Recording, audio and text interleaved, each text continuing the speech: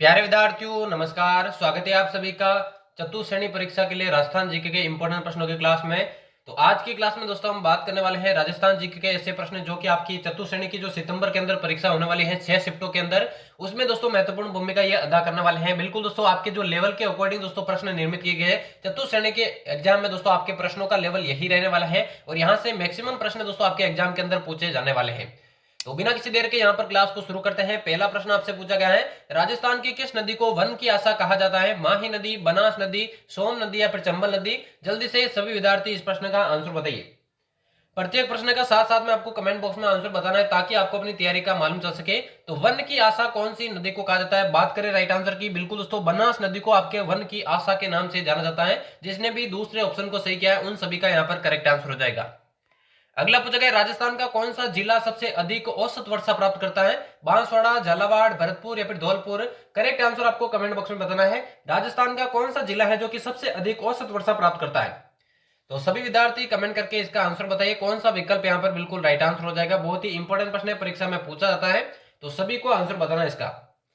तो बिल्कुल दोस्तों सबसे अधिक औसत वर्षा की यहाँ पर बात करिए तो ये दोस्तों आपके झालावाड़ जिला प्राप्त करता है। जबकि राजस्थान में मानसून का प्रवेश द्वार किसे कहा जाता है? तो बांसवाड़ा को आपके मानसून का प्रवेश द्वार कहा जाता है। ये भी आपको साथ साथ में ध्यान में रखना है।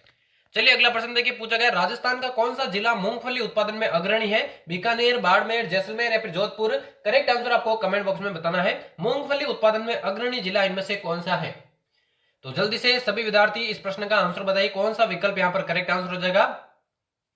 तो बिल्कुल दोस्तों जिसे आपके राजस्थान का राजकोट कहा जाता है वो दोस्तों आपके बीकानेर है। बीकानेर के दोस्तों लूण करणसर के अंदर दोस्तों सर्वाधिक मूंगफली उत्पादित होती है, जिसे राजस्थान का राजकोट भी कहा जाता है। तो पहले ही ऑप्शन यहाँ पर इसका बिल्कुल राइट आंसर हो जाएगा। अगला देखिए, अगला पूछा गया, राजस्थान की सबसे पुरानी डेयरी पद्मा कहां पर स्थित है? भरतपुर, जोधपुर, अजमेर या फिर अलवर? करेक्ट आंसर आपको कमेंट बॉक्स में बताना है कौन सा विकल्प यहाँ पर राइट आंसर हो जाएगा। राजस्थान की जो सबसे पुरानी डेयरी है पद्मा वो कहां पर स्थित है, यही आपसे पूछा गया है। तो सभी विद्यार्थी कमेंट करके इसका आंसर बताइए कौन सा ऑप्शन यहाँ पर राइट आंसर हो जाएगा। बहुत ही इंपॉर्टेंट प्रश्न है, परीक्षा में पूछा जाता है, तो सभी को इसका आंसर बताना है। तो बात करें इस प्रश्न के राइट आंसर की, राजस्थान की सबसे पुरानी जो डेयरी है पद्मा वो आपके अजमेर के अंदर स्थित है, यानी कि तीसरा विकल्प यहाँ पर बिल्कुल करेक्ट आंसर हो जाएगा। अगला प्रश्न पूछा गया, नागौर जिले का गोटन स्थान किस उद्योग के लिए प्रसिद्ध है? शक्कर उद्योग, सीमेंट उद्योग, कांच उद्योग या फिर धातु उद्योग? सभी विद्यार्थी कमेंट करके इसका आंसर बताइए कौन सा विकल्प यहाँ पर राइट आंसर हो जाएगा। नागौर जिले का जो गोटन स्थान है इनमें से कौन से उद्योग के लिए प्रसिद्ध है, यही आपसे पूछा गया है। तो सभी विद्यार्थी कमेंट करके इसका आंसर बताइए। तो नागौर जिले में एक स्थान है दोस्तों गोटन, ये किसके लिए प्रसिद्ध है? तो दोस्तों ये आपके सीमेंट उद्योग के लिए प्रसिद्ध है और सीमेंट में भी दोस्तों सफेद सीमेंट के लिए स्थान प्रसिद्ध है। तो दूसरा विकल्प यहाँ पर करेक्ट आंसर हो जाएगा। अगला देखें, अगला पूछा गया, गीरल परियोजना किससे संबंधित है? जल विद्युत से, ताप विद्युत से, अणु शक्ति से या फिर पवन ऊर्जा से? करेक्ट आंसर आप सभी को कमेंट बॉक्स में बताना है, गीरल परियोजना किससे संबंधित है। तो सभी विद्यार्थियों को कमेंट बॉक्स में इसका आंसर बताना है। बहुत ही इंपॉर्टेंट प्रश्न है दोस्तों, ऐसे ही प्रश्न आपको एग्जाम के अंदर देखने को मिलेंगे। तो गिरल परियोजना जो कि दोस्तों आपके ताप विद्युत से संबंधित है, यानी कि दूसरा विकल्प यहां पर करेक्ट आंसर हो जाएगा। अगला प्रश्न पूछा गया, किसके नेतृत्व में शेखावाटी किसान आंदोलन में महिलाओं ने भाग लिया था? तो किशोरी देवी, उत्तमा देवी, रमा देवी या फिर दुर्गा देवी? जल्दी से सभी इसका आंसर बताइए कौन सा विकल्प इस प्रश्न का करेक्ट आंसर हो जाएगा। शेखावाटी जो किसान आंदोलन है उसने महिला में दोस्तों किसके नेतृत्व में भाग लिया था महिलाओं के द्वारा? तो ये दोस्तों आपके किशोरी देवी के द्वारा दोस्तों आपके नेतृत्व किया गया था। तो पहले ही ऑप्शन यहाँ पर इसका राइट आंसर हो जाएगा। अगला प्रश्न देखिए, अगला पूछा गया, मत्स्य संघ का प्रधानमंत्री किसे बनाया गया था? सवाई मान सिंह, भूपाल सिंह, टीकाराम पालीवाल या फिर शोभाराम कुमावत? करेक्ट आंसर आपको कमेंट बॉक्स में बताना है कौन सा विकल्प यहाँ पर राइट आंसर हो जाएगा। मत्स्य संघ का जो प्रधानमंत्री है इनमें से किसे बनाया गया था, यही आपसे पूछा गया है। तो सभी विद्यार्थी इसका आंसर बताइए। तो मत्स्य संघ की बात करूं तो इसका जो निर्माण है वो आपके 18 मार्च 1948 को किया गया था और इसमें देखिए जो आपके राजधानी बनाया गया था वो अलवर को बनाया गया था और भरतपुर का जो लोहागढ़ दुर्ग है इसमें मत्स्य संघ का उद्घाटन किया गया था। मत्स्य संघ में 4 प्रमुख रियासतें शामिल हुई थी, अलवर, भरतपुर, धौलपुर, करौली। जो आपके मेवात वाला इलाका है वो देखिए यहाँ पर सम्मिलित हुआ था।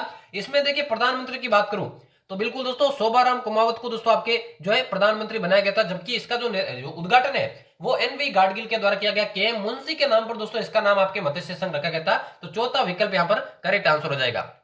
अगला प्रश्न पूछा गया, बैराट में प्रथम उत्खनन किसके नेतृत्व में किया गया था?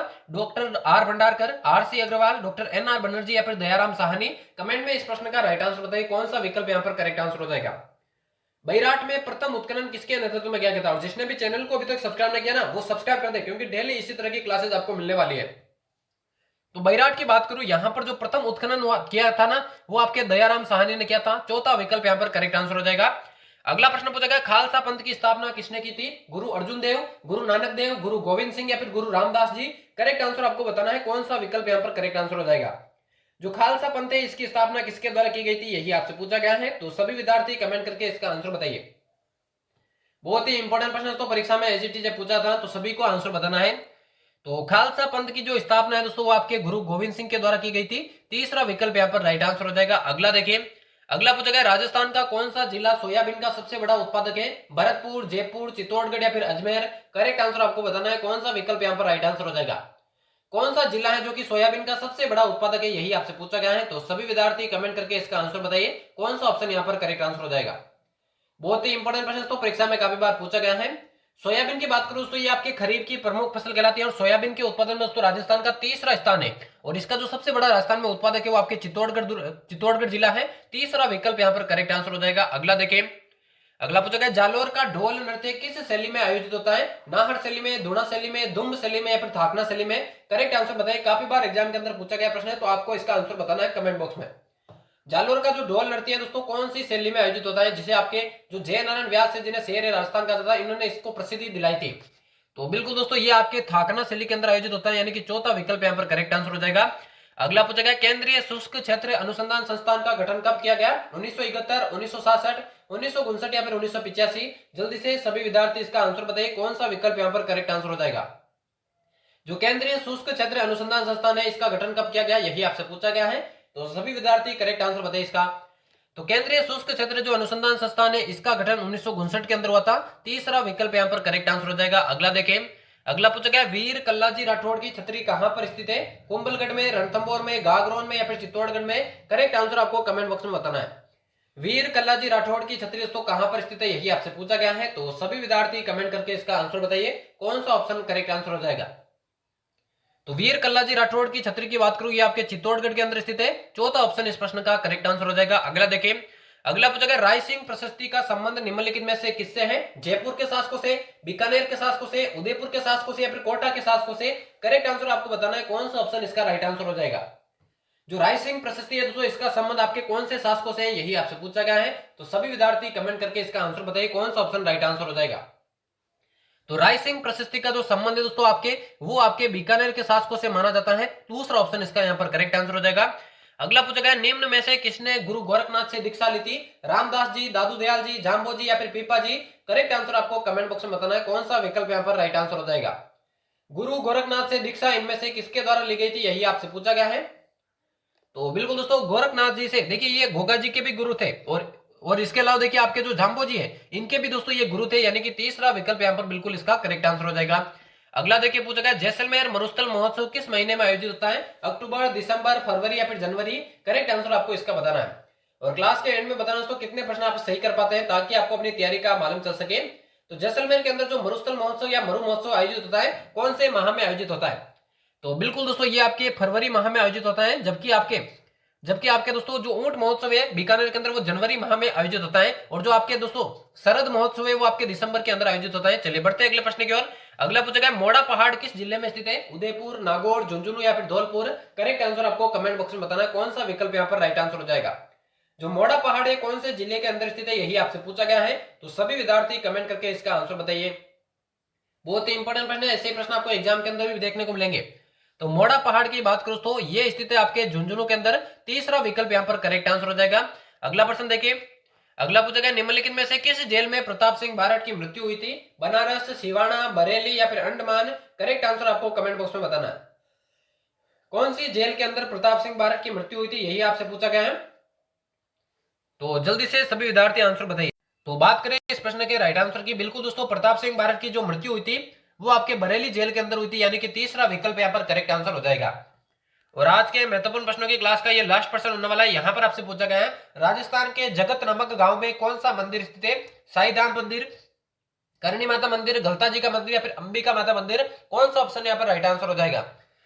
और यहाँ से कितने प्रश्न आपने करेक्ट किए हैं, ईमानदारी से आपको कमेंट बॉक्स में बताना है, ताकि आपको अपनी तैयारी का मालूम चल सके कौन सा विकल्प यहाँ पर करेक्ट आंसर हो जाएगा। देखिए जगत जो आपके उदयपुर के अंदर है, यहाँ पर आपके अंबिका माता का मंदिर स्थित है, और जगत शिरोमणि मंदिर आपके आमेर के अंदर स्थित है, जिसका निर्माण आपके रानी कनकावती ने कराया था, जो कि मानसिंह की रानी थी। तो चौथा विकल्प यहाँ पर करेक्ट आंसर हो जाएगा। तो यहाँ पर हमारे चतुश्रेणी 2025 की परीक्षा के लिए राजस्थान जीके के मोस्ट इंपोर्टेंट प्रश्नों की क्लास समाप्त होती है। उम्मीद करता हूँ क्लास आप सभी को पसंद आई होगी। डेली चैनल पर इसी तरह की क्लासेस पाने के लिए चैनल को सब्सक्राइब करके बेल आइकन को प्रेस कर दे और अपने सभी साथियों में क्लास को शेयर कर दे। तो उम्मीद करता हूँ क्लास आपको पसंद आई होगी। मिलते किसी और नई क्लास में, तब तक लेते हैं आप सभी से अलविदा। धन्यवाद।